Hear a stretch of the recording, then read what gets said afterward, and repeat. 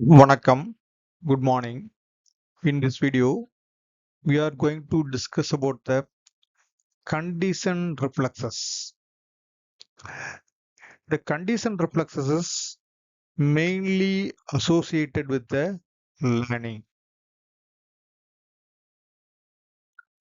Reflexes divided into the two types: conditioned reflexes and unconditioned reflexes. Conditioned reflexes are acquired reflexes. So for the conditioned reflex, it's need the learning, previous experience associated with the learning. There's associated with the previous past experience. Unconditioned reflexes are inborn reflexes. It is not associated with the learning. So example for the unconditioned reflexes are knee jerk reflexes, deglutition reflexes, swallowing, and defecation, micturition. These are the unconditioned inborn reflexes. Conditioned reflexes means we have to train the person. So it is associated with the learning. Conditioned reflexes divided into the two types: classical condition reflex and operant or instrumental condition reflex. These are the two types.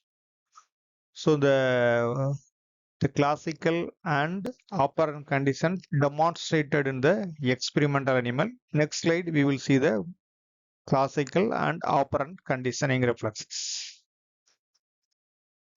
The classical condition reflex first demonstrated by the Evans Paulo in 1927. So the condition reflex button for the learning. So before the conditioning, if you ring the bell, so no responses occur in the dog. Okay. So one condition, we will ring the bell, we can assess the response in the dog, nothing happened. So before the condition, we can give the food as a meat as the food. So it is the unconditional stimulus. Neural stimulus is the conditioned stimulus. Meat is the unconditioned stimulus. If you give the meat or food for the dog, it will produce the salivation. It is the unconditional response. So inborn reflex is the secretion of the saliva when we give the food to the animal. So ringing the bell does not produce the salivation. So this is the this happen in the before conditioning the Pavlov's experiment. During the conditioning, repeatedly train the animal. Before giving the meats, we rang the bell. So we will rang the bell and immediately give the meats. So it is given repeatedly for the some time. So it will produce the salivation. So giving the meat, salivation is the unconditioned reflex. If you give practice regularly, so if you give the only rang the bell also produces the salivation. This is a conditional response. Conditional response. So in the unconditional response is a salivation. Giving the meat, secretion of the saliva is the unconditional response. But we are training.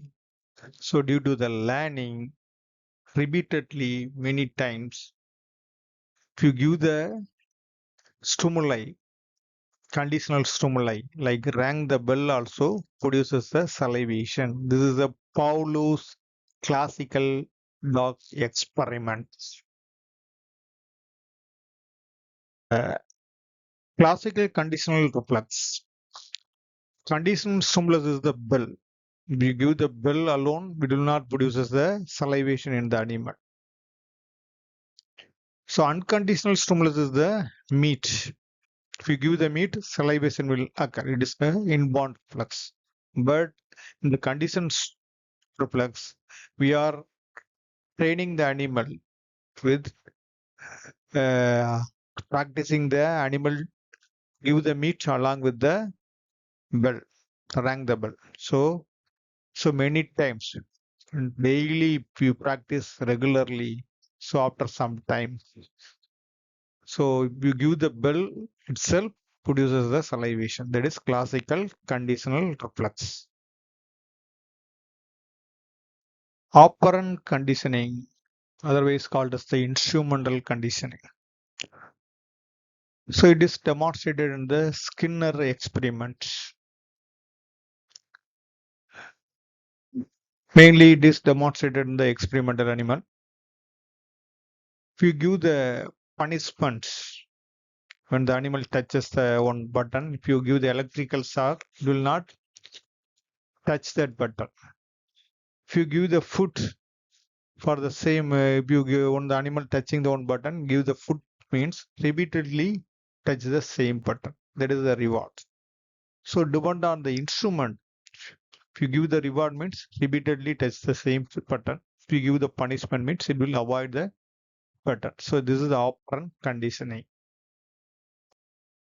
Operant conditioning uh, done by the Skinner experiment by the experimental animals.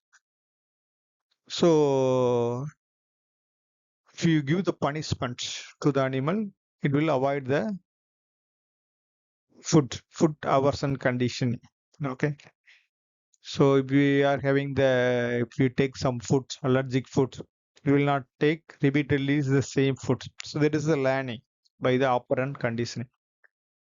So if you give the reward, they are giving reward means again and again we will take the same. You give the pleasure means we repeatedly take the biryani. That is the conditional reward reflex. So operant condition is the instrumental. So we give the punishment or reward depend on this punishment reward. The learning is occur in our brain. The physiological mechanism behind the condition reflects the synaptic plasticity. The plasticity means capability of easily changeable things. So the synaptic plasticity due to the repeated learning changes occur in the synapse, neuronal synapses. That is synaptic plasticity. It is four types: post-threatening differentiation, long-term differentiation, long-term depression, habituation, sensitization. These are the things collectively called as the synaptic plasticity. Post-threatening differentiation, repeated stimuli of the presynaptic concept stimulate the postsynaptic production. So increases the calcium influx in the postsynaptic neuron. The long-term potentiation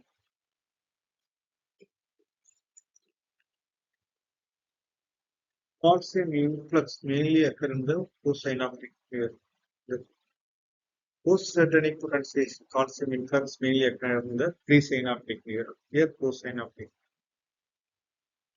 The long-term potentiation, long-term depression mainly occur in the hippocampus. Habituation.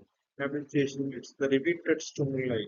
The responses gradually decreases. We are sleeping in the noisy places means we will get adopted. That is habituation. Sensitization means when we are sleeping, when the mother is sleeping, the child crave immediately wake up from the sleep. That is sensitization.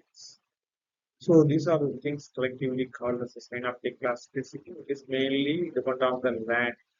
Oh, capable to easily change the synapse. That is synaptic plasticity. This is the mechanism behind the condition of process. Thank you for watching this video. If you like this video, press the like button, share your friends. Those who are not subscribed this channel, please subscribe. These videos briefly discuss the physiology topics. You must read the physiology textbooks. Thank you once again.